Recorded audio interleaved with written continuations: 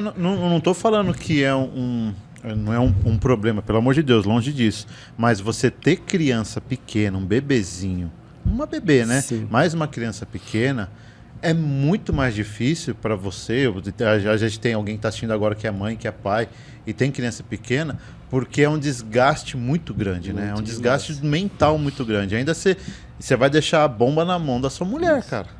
Né? Você sabe disso, né? Como você falou, o desgaste mental, tem o físico, né, tudo mais, que a criança, como você falou, né, nem sente tanto às vezes, você sente mais, mas esse desgaste mental de você se cobrar, né? Eu conversava muito com a Giovana, a gente conversa às vezes de vez em quando sobre isso, justamente sobre esse desgaste mental de estar se cobrando a toda hora. E a Giovana, eu ainda falo que é pior, né, mais amplificado esse sentimento, porque ela é mãe, né? A gente sabe que a mãe tem um vínculo muito mais forte com os filhos. Então, é uma cobrança constante de, tipo, tô me afastando do meu filho, não tô criando momentos, não tô criando experiências, não tô criando memória, entendeu? Então, como eu falei, a minha maior motivação para passar rápido, não era para passar, era passar rápido, era isso. Eu precisava voltar ao centro da minha família. Né? Eu precisava voltar à minha família. Teve até um episódio que eu comentei com a Giovana, que eu me trancava, né, no quarto para estudar. E aí meu filho, de vez em quando, ia lá, né, pedir, né, pra brincar, pra eu sair, não sei o quê. E aí eu ignorava, né, ali, falava que não ia e tudo mais. Aí ele começava a jogar os carrinhos, assim, por baixo da porta. Aí eu olhava assim, o cara... Ele quer brincar, né? Então, ele joga o carrinho embaixo da porta, não tinha o que fazer. Ele quer brincar e é difícil, né? Quebra completamente, criança, né, completamente. Aí eu chegava lá, começava a jogar o carrinho de volta pra ele, aí ele entrava na brincadeira e aí... como você falou, sentimento de culpa. Não tinha esse tipo de sentimento de culpa. Eu saía e não tem o que fazer. A Giovana, gente, a Giovana que ele tá falando aqui é a Giovana que a gente entrevistou. Foi uma das entrevistas mais legais. Você procura aqui. A Giovana, ela teve esse mesmo ímpeto que o Maíri teve. Ela entregou tudo que ela pôde. Ela passou em 20 meses com filhos pequenos também. Filhos pequenos, e a história dela é bem parecida com a sua, porque ela falou, eu precisava passar rápido, lembra? Exatamente. Eu tinha, porque eu tava deixando de cuidar dos meus filhos. Ela falou, tava sendo uma mãe de merda. Ela falou desse jeito, né? Fui uma mãe de merda. Falou isso.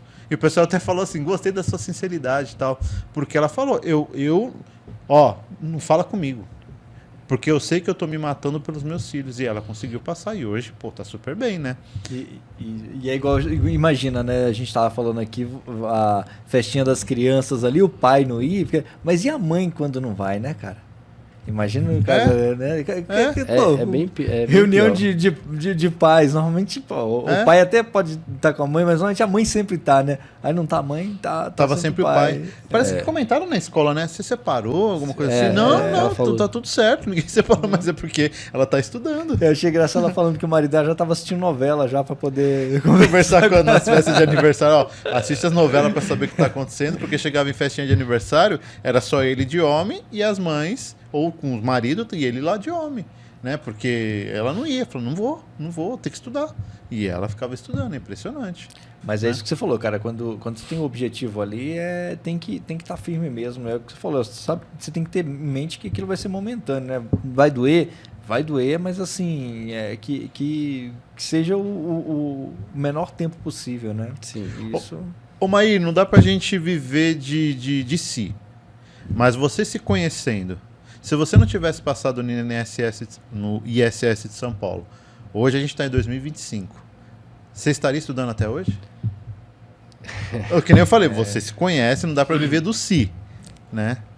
Você acha que você estaria estudando até hoje aí, prestando Paraná que saiu agora, Rio de Janeiro, sei lá, você acha que você estaria? Assim, eu acho que eu estaria estudando até hoje,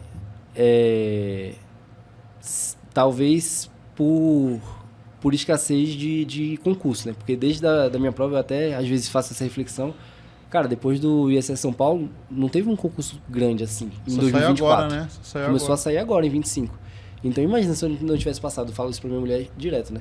Se eu não tivesse passado, ia ficar um ano ali nessa luta e sem prova, entendeu? Teve o ISS de Jaboatão, provavelmente eu teria feito, porque é do lado lá de Recife, né?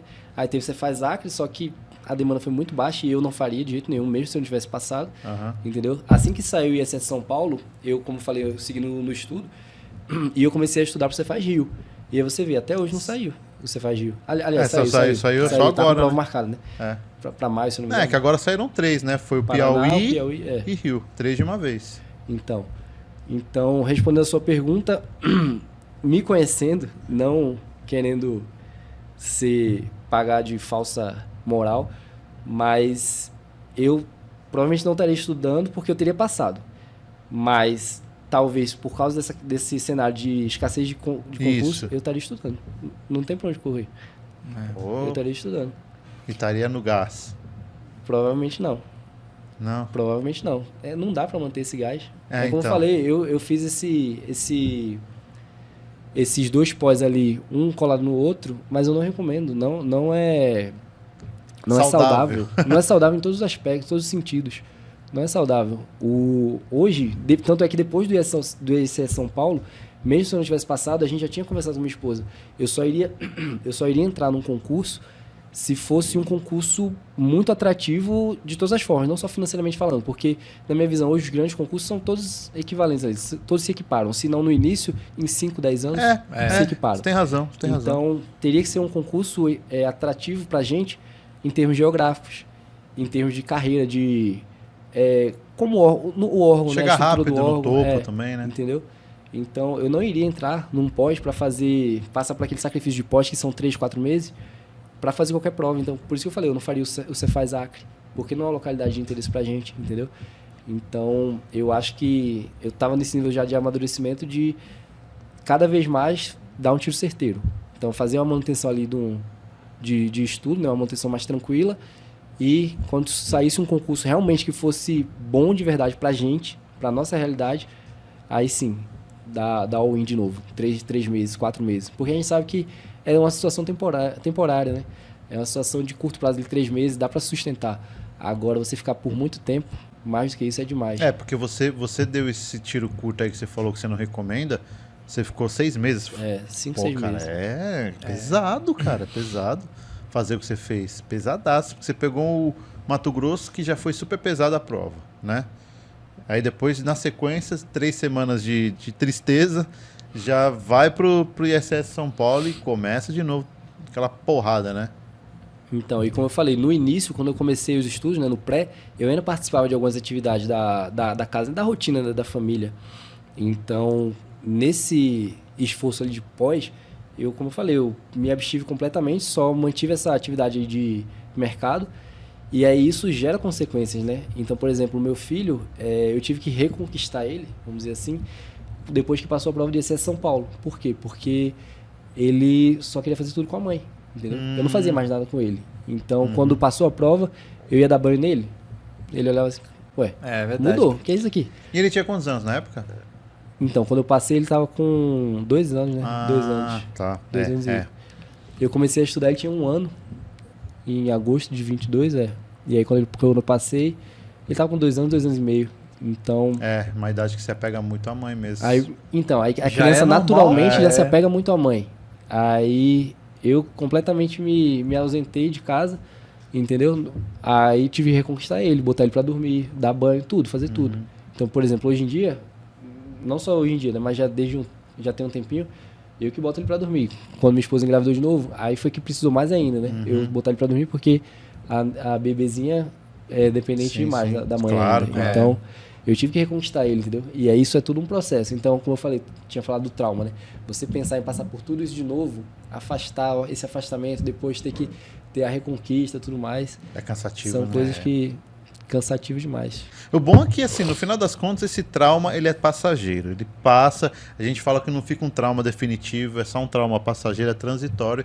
E hoje você consegue viver em paz, sabe? Com 2 crianças, 3 pessoas, sabe? Então, vocês conseguem, pelo menos, agora já passou. Virou história, né? E virou história e virou história boa, né? Sim, exatamente. Virou história boa, né? Tem coisa boa pra contar. Cara, imagina. Exatamente. E aí agora, como eu falei, né? A carreira da área fiscal, além da remuneração, claro, tem muitos atrativos. Então, essa possibilidade de estar mais perto, ter uma flexibilidade de horário de trabalho, ter uma possibilidade de home office, que eu tô para pegar agora quando eu fizer 1 ano, né? A Prefeitura de São Paulo, você tem direito a home office depois de 1 ano de trabalho, um regime híbrido. Então, você vai me proporcionar estar mais presente em casa, né, com a minha família, com meus filhos. Então, tudo isso, como você falou, né? É um trauma que passa e agora todo mundo vai colher frutos, não só eu. É toda a minha conquista família. de todos, né? Exatamente. É isso que é por isso que tem que ser um projeto de família. Por isso que as pessoas não entendem. Às vezes tem os pais, os familiares que ficam, pô, se eu ficar só estudando, pô, passa logo, não sei o que. Fala, cara, isso que eu tô fazendo não é só por mim. Eu tô fazendo por vocês, por você, por vocês. Vocês não conseguem entender, as pessoas não conseguem compreender. Mas como você contou aqui desde o começo, a sua esposa foi super bacana com você, cara. Porque assim, o que você passou estudando, pode ter certeza que ela também sofreu igual, cara. Ou até mais, né? É verdade. Ou até mais, cara. Ela sabia que você estava estudando, ela segurou a onda pra você, ficou ali o tempo todo segurando a onda com criança e tal. Pô, então eu falo, eu bato palma pra você, mas também bato palma pra sua esposa, demais, cara. demais. Minha esposa segurou muito a barra. Ela é sensacional. Fora da curva. Ela que é a fora da curva. Como que é o nome dela? Ivonilde. Pode falar pra ela aí, quiser mandar uma mensagem pra ela, Liana. Tá ali na câmera. Um beijo, meu amor. Ivanilde, parabéns pra você, viu? Isso aí. É porque a gente fala, né, cara? Porque assim, o seu sacrifício, que foi a sua ausência, foi o sacrifício que foi a presença dela, né? Sim. Então, assim, o sacrifício de um é inverso pro outro. O seu sacrifício foi ficar ausente para estudar. O sacrifício dela foi ficar muito mais presente para suprir esse período aí. Então, é guerreira mesmo. Parabéns aí. E você é novo, vocês são novos. Você tem 34 anos, 34. né? Pô, você é novo, cara. Então, vocês têm uma vida aí pra agora aproveitar, né? Pô, valeu a pena. Curtir as crianças aí agora, dá pra curtir. Valeu muito a pena. E é engraçado isso, né? Porque às vezes a gente olha as coisas com a nossa lente, né? O nosso ponto de vista.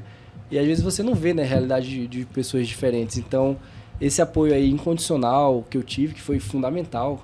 Como eu falei, eu acho que provavelmente o meu maior diferencial foi isso. Sim.